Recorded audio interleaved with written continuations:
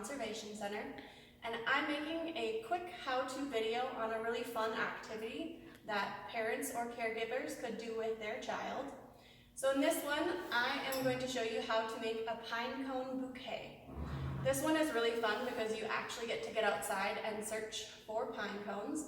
So I spent quite a bit of time finding pine cones, and then I thought it would be fun to paint them different colors.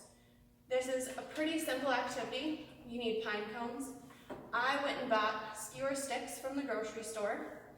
I have some craft paint, a paintbrush, and you could just make them in a mason jar like this. Or if you don't want to see the skewer sticks, you could find a container like this and some craft foam. So the first thing I did to make this easier once I had my pine cones, I drilled a hole in the bottom of the pine cone just so the size of a skewer stick would fit in there. So first I'm going to glue the skewer stick onto my pine cone. I'm going to use super glue, it just dries a little bit faster. Otherwise, you could use hot glue. So just put a little glue in the hole and then put the pine cone on top. And then whatever color you want to paint the pine cones, you have to paint inside each one. Takes a really long time, or you could only paint part of it and make it look really unique. So I painted some ahead of time.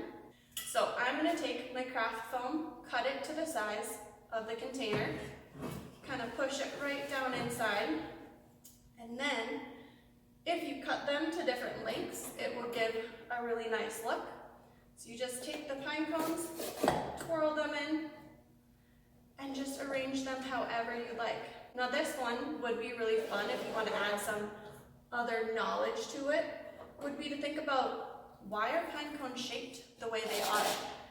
Is it for seed dispersal, or is it just kind of a pattern in nature? You can also find different sized or shaped pine cones.